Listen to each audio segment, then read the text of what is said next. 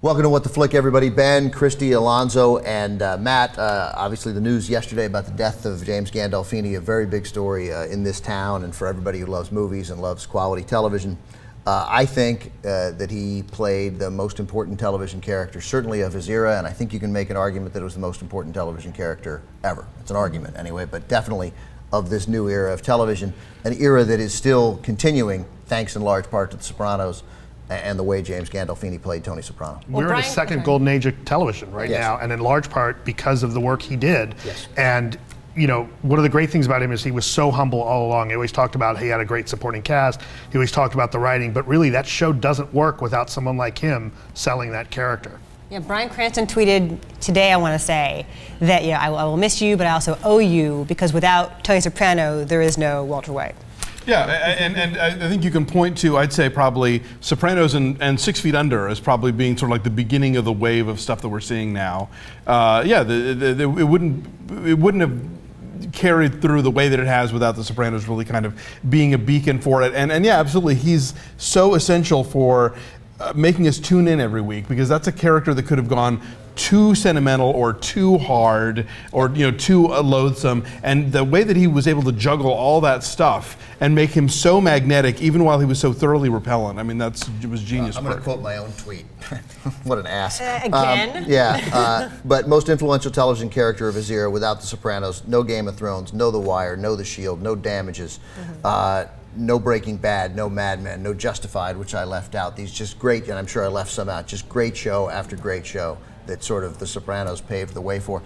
Who's the Hollywood Reporter TV critic? Tim Goodman, am I getting his name? I just know the Twitter handle, the Bastard Machine, and I read him this morning that there was he'd made the decision either season 3 or David Chase did it season 3 or season 4 of The Sopranos, that he was concerned that people, after the first 2 seasons, it was 3, that people liked Tony too much. He's like, no, this guy's a killer. He cheats on his wife. Like, so they made it more violent. They made Tony worse. They took a turn to make him darker in season 3. Didn't matter. And to me, that's because of Gandolfini. Like, people couldn't help but find whatever was in his heart that was righteous that they then identified with. But I read in an interview with him that the AP did that he didn't like the darker turn that Tony Soprano took in those later seasons. He liked him at the beginning, and he was a decent guy and had a hard time playing somebody who was so evil to his core. What a great actor he was. But he found it because we continued to find some soul in him. We should mention, too, all the great film work he did. He was really on a roll in the past year, I would say. The 2 scenes he's in with Brad Pitt and Killing Them Softly are the best parts of the entire movie. He took some great chances with roles in films that he did. There's that In the Loop. In the Loop is so amazing. So good. It's done by the same guy who's doing Veep, Armando Iannucci. Right. Which is a not very good movie, but he's terrific in it, is Surviving Christmas. It starts out dark and twisted and funny, and then goes completely off the rails, and you can tell where the studio notes come in. But he is playing that character the right way the whole way through, and it's a lot of fun to watch. A good movie that he's in, not a huge part, but a great movie that people should check out again. People forget he was in. Get Shorty. I saw it when I joked about it. I was about to bring up. I saw it a month ago, and he's phenomenal. It's pre-Sopranos, and he's so great. And the same thing, he's a henchman, and there's this incredible soul in him that you see immediately, even before he sort of does the righteous thing in the movie, that you think, I like that guy. I like, this is the right kind of henchman. A Man Who Wasn't There. I love The Man Who Wasn't There. And The Mexican is great in The Mexican. He's not a great movie. He's the best thing in the movie. He's never not good. He couldn't not be good. No, his gay hitman is the only reason to see The Mexican, in fact. And then, we watched, I guess last night, which I hadn't seen, Not Fade Away, which I rather liked. I guess it was okay. I mean, it's something I cared about, that music scene. I only cared when he was on screen. But again, same thing. His scenes are the best scenes. He sort of plays this father that has different, again, these sort of just this range of emotions. There are moments where you think, God, what a giant dick. And then you want to hug him, and you want him to hug his son because you know he wants to hug his son. And I don't know. It was another sign of how great he can be. The movie's kind of cliched, but as far as the period and time goes and the music goes, but he brings a lot of depth to it that otherwise would not be there. Absolutely. He was the character. Because I'm old, I related to him the most, actually, more than those stupid kids.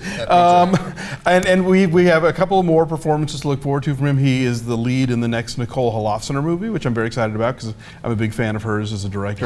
He and Catherine Keener star in the film, and he's got something else called Animal. something. Oh, Animal Rescue. Yes, Called, yeah. We should mention, though, one of the best ones of all, the voice of Carol and Where the Wild Things Are. Yep. Holy crap, Yeah. heartbreaking in that. Yeah. And again, like, that's a weird movie that might not work on many different levels, but like the humanity he brings to this character makes it totally work. I'm glad to see that that he's getting the sort of accolades that he should. I mean, obviously not under the circumstances, but it's not just the star of some successful television show who passed away. This guy was literally a giant in the business. You could see it in the comments that the people who worked with him have. You know the difference when you read a statement of somebody who worked with someone and they died, and what is clearly a legitimate, stunning outpouring of support and grief from people who worked with him and cared about him. It's the kind of thing where I've been noticing from people I know who are either journalists or who work in the industry.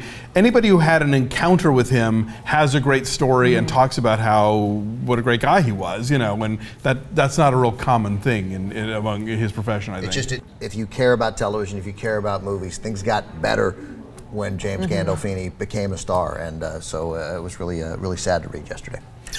All right, everybody, thanks very much.